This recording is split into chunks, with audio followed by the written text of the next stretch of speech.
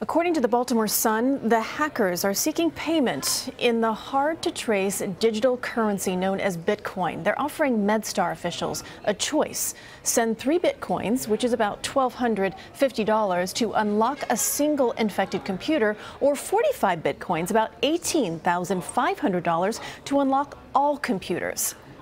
This attack, known as ransomware hack, is highlighting the vulnerabilities now of hospital systems across the country. Just a month ago, a hospital in Los Angeles was forced to pay hackers about $17,000 in Bitcoin to regain control of its computer systems. CBS News Justice reporter Paula Reid is in Washington, where she's been following all the developments on this story here for us. So, Paula, what exactly is ransomware, and just how bad is this attack? Well, Christine, ransomware infects your computer and it restricts access to your information or your files until you pay a ransom. And usually you pay that ransom in a Bitcoin because it's much harder to trace. And now this stuff has been around for a long time, about a decade. But it used to be you had to click on an infected file. Now, however, sometimes you can just go to an infected website and it will infect your computer. As for how bad this attack is, we don't have all the details. MedStar continues to be operational. They're still conducting a lot of their business. So until we have more details, we don't really know the full scale of this particular attack. So how common, though, are attacks like this?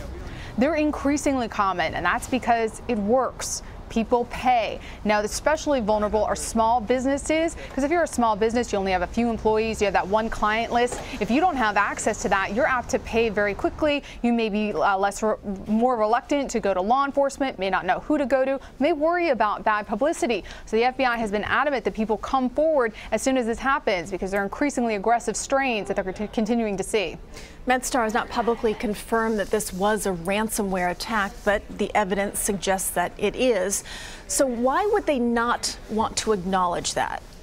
Again, there are a lot of reasons that you don't necessarily want to come forward and acknowledge that you have been the victim of ransomware. You don't want to expose your own vulnerabilities. You certainly do not want to encourage copycats. But in this case, I will say that MedStar has tweeted out a lot of updates. They say they continue to be operational, and they say that even just 48 hours after this virus infected their systems, that they were able to get several parts of their system back up and running. So they have been more forthcoming than other businesses who have been victims of similar ransomware. How does, though, a medical facility, how are they able to operate without access to its records?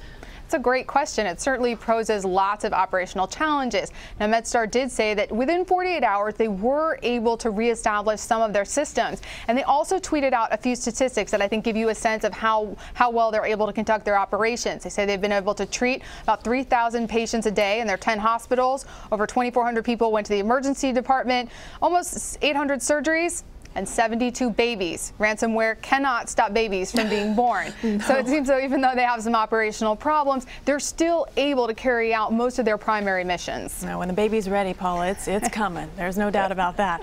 But the FBI, we do know, is investigating, but really, what can the agency do? The most important thing for the FBI is to be able to identify these new aggressive strands of ransomware, of any sort of virus like this, so they can hopefully be able to disable it.